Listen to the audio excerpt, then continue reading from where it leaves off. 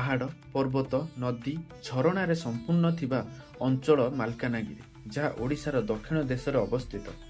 ଆଦିବାସୀ ଜନଜାତିଙ୍କ ଗଡ଼ ସାଜିଥିବା ଏହି ଅଞ୍ଚଳରେ ବନ୍ଧ ଗଡ଼ବା କନ୍ଧ କୋୟା ଜନଜାତି ଯେଉଁମାନେ ଏକ ସରଳ ଜୀବନଯାପନ କରିଥାନ୍ତି।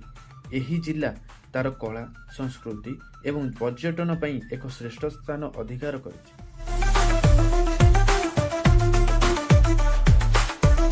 ମାଲକାନଗିରିକୁ ମାଲ୍ୟବନ୍ତଗିରି ନାମରେ ବାଲ୍ମୀକି ତାଙ୍କ ଦ୍ୱାରା ରଚିତ ରାମାୟଣରେ ଉଲ୍ଲେଖ କରିଛନ୍ତି। ଏହା ସହିତ ମଧ୍ୟ କୁହାଯାଏ ପାଣ୍ଡବମାନେ ମାଲକାନଗିରିର ଜଙ୍ଗଲରେ କିଛି ବର୍ଷ ବାସ କରିଥିବେ ବୋଲି ଉଲ୍ଲେଖ ରହିଛି। 1936 ମସିହା ମଧ୍ୟରେ ମାଲକାନଗିରି କୋରାପୁଟର ଅଂଶ ଥିଲା, କିନ୍ତୁ 1992 ଅକ୍ଟୋବର 2ରେ ଏହା କୋରାପୁଟ ଜିଲ୍ଲାରୁ ଅଲଗା ହୋଇ ଏକ ସ୍ୱତନ୍ତ୍ର ଜିଲ୍ଲାରେ ପରିଣତ ହୋଇଥିଲା।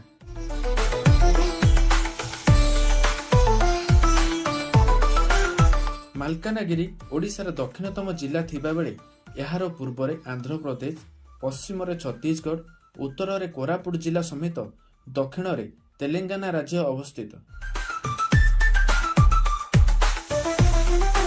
ଏହି ଜିଲ୍ଲାରେ 7ଟି ବ୍ଲକ ସହିତ 7ଟି ତହସିଲ, 12ଟି ପୋଲିସ ଷ୍ଟେସନ, 2ଟି ସବ୍ ଡିଭିଜନ ସହିତ 6 ଲକ୍ଷରୁ ଅଧିକ ଜନସାଧାରଣ ଏଠାରେ ବାସ କରନ୍ତି। କୁୟା କୁଭି ଗୁତ ଭାଷା ସମେତ ଏହି ଅଞ୍ଚଳର ଲୋକେ ଓଡ଼ିଆ ଭାଷାକୁ ମଧ୍ୟ ଦୈନନ୍ଦିନ ଜୀବନରେ ବ୍ୟବହାର କରିଥାନ୍ତି। ପର୍ଯ୍ୟଟନ କ୍ଷେତ୍ରରେ ମଧ୍ୟ ମାଲକାନଗିରି ଏକ ପ୍ରମୁଖ ସ୍ଥାନ ଥିବାବେଳେ ଏଠାରେ ଆପଣମାନେ ଦେଖିବାକୁ ପାଇବେ Balimela, Chitrakonda dam, Amakunda waterfall, Satiguda dam, Mallikeswar temple, Goi hill, Bonda hill ସମେତ ଅନେକ ପର୍ଯ୍ୟଟନ କ୍ଷେତ୍ର ଯାହା ପର୍ଯ୍ୟଟକଙ୍କୁ ଆକର୍ଷିତ କରିଥାଏ। ଏ ତ ଥିଲା ମାଲକାନଗିରି ଜିଲ୍ଲା ବିଷୟରେ କିଛି। ଯଦି ଆପଣଙ୍କୁ ଏ ଭିଡ଼ିଓ ଭଲ ଲାଗିଥାଏ କମେଣ୍ଟ କରିବା ସହିତ ଚ୍ୟାନେଲକୁ ସବସ୍କ୍ରାଇବ କରିବାକୁ ଜମାରେ ଭୁଲିବେନି। ଧନ୍ୟବାଦ।